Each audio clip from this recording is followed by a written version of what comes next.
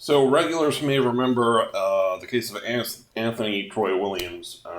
He's been on YouTube for a while, and this March he was found guilty of wire and mail fraud for a mortgage scheme. Um, which we'll get into the details later. Anyways, he was found guilty in March, and this week Scott got partial transcripts. So I thought it'd be good to post some of the highlights. First, some context. This type of fraud is so common that it actually has an entry in Investopedia. And it's called Affinity fraud by Will Kelton. What is affinity fraud? Affinity fraud is a type of investment fraud in which a con artist targets members of an identifiable group based on things such as race, age, religion, etc. The fraudster either is or pretends to be a member of the group. Often, the fraudster promotes a Ponzi or pyramid scheme. In this case, Troy was promoting a mortgage reduction scam or debt reduction scam. Here's how it works. Affinity fraud leverages and exploits the inherent trust within the group. For example, a fraudster may target a specific religious congregation. To simplify that, people within, for example, a church group tend to trust each other.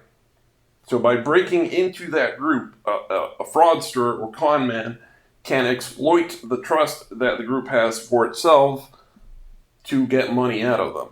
And as the transcripts show, that's what Troy was doing. All right, so here we are at the transcripts. I haven't been able to find any bombshells in the transcripts or anything super interesting, but what the transcripts do show is basically how the scam worked. This is an interview with Melvin Ventura. How long have you been working for the city and county of Honolulu? 30 years this month. Where are you from originally? Originally, he was from the Philippines, and his first language was Ilocano. So remember that, because that's going to be a theme here. Troy was targeting people from the Philippines who didn't speak English or as a first language or were unfamiliar with English.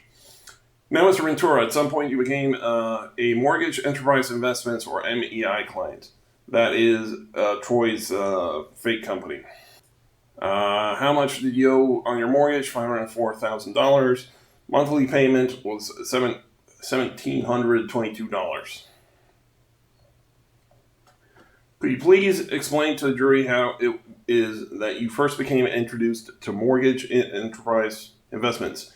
At first, I was introduced by my wife's sister and the husband. See, he's using friends and personal connections to bring in victims.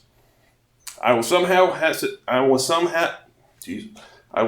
hesitant to go and listen to the presentation, but eventually they convinced me to go. See, it's using the trust that the group has for itself to break down the common sense that you have in your brain, the distrust you have for people. Okay, where was that presentation? It was at a Starbucks in Aiea. It was presented very well. It's very interesting. You know that cause of living in Hawaii. When you hear this kind of presentation, I thought it will give me extra money to spend. That's what I got convinced for. What were you promised? I was promised to a mortgage reduction, cut my mortgage in half. That's how Troy stuck people in. He was promising people to pay half as much on their mortgage. Was there a one-time fee? There was a processing fee of $1,500, and there was a monthly fee. How much was the monthly fee to MI? They cut it in half, so actually it was $866. But then I'm paying extra just to run it up $900. We already knew this, but basically how Troy was scamming people is he told people stop paying the bank, stop paying their mortgage, and give half of the money to him. And he was able to If we go to the to the press release, he was able to make $218,000 by scamming people, by getting people to pay him instead of the bank. Now here we go. You actually met with Anthony Williams in person. Where do you meet? Their office at Democrat Streets. Was it a house or an office? It's a house used as an office. Whose house was that? That was Annabelle Kibebe. There was a lot of people standing there, blah, blah, blah. My meeting with Mr. Williams. Kibebe, or Khabib. I don't know how to pronounce that. Anyways, she was the middleman. She was the one that was recruiting people into scam. Ventura, how did you typically pay your MEI monthly fee? I mail it in every month. To use a check? Yes. So we was getting the victims to pay him every month.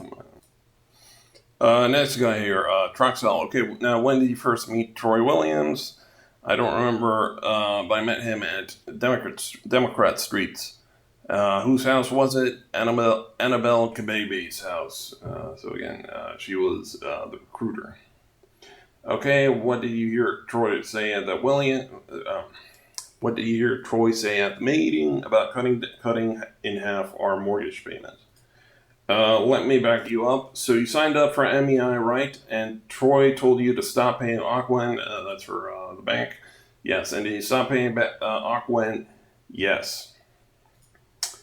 Okay, so let's talk about what happened after you signed up for MEI. I believe you testified that you stopped paying Aquan.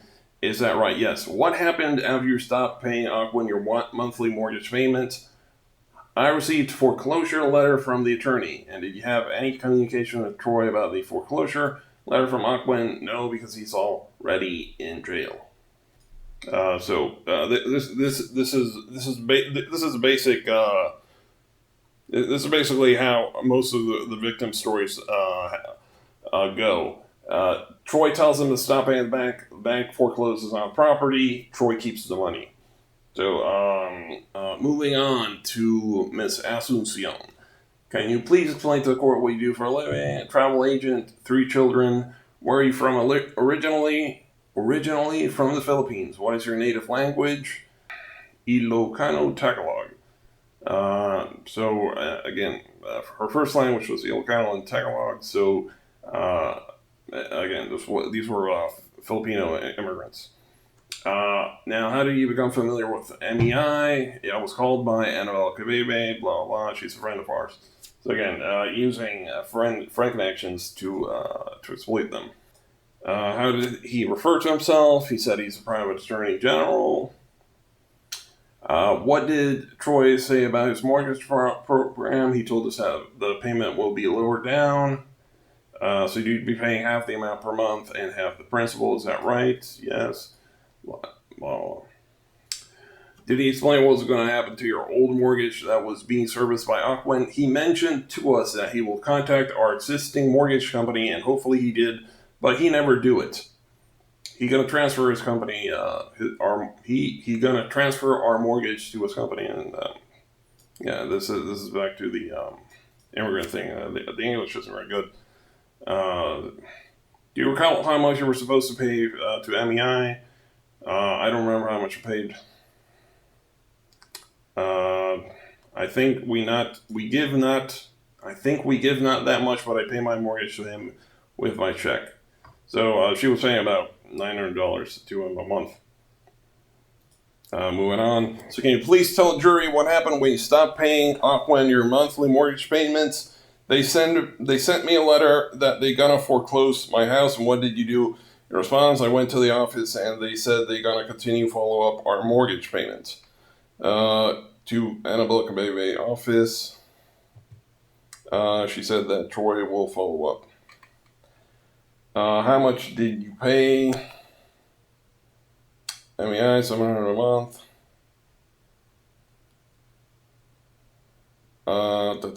So, did Aquan foreclose on your house at some point? Says that she went to another modification because they never sold our house. So that she modified her mortgage and didn't lose the house. But pretty much this is pretty much the story for every single one. Most of the victims, they would stop paying the mortgage, give half the money to Troy every month, and then they would get a letter eventually saying that the bank was going to foreclose on them, and that's when they realized that Troy scammed them. Anyway, this is the interesting bit here. How much were you paying Aquin before? MEI $1,700. How much are you paying per month? $2,700. So because of the modification, they're now paying even more on their mortgage. Um, but yeah, this is why Anthony Troy Williams is in jail. He was scamming Filipino immigrants in Hawaii, stealing $200,000 of their money and putting them into foreclosure.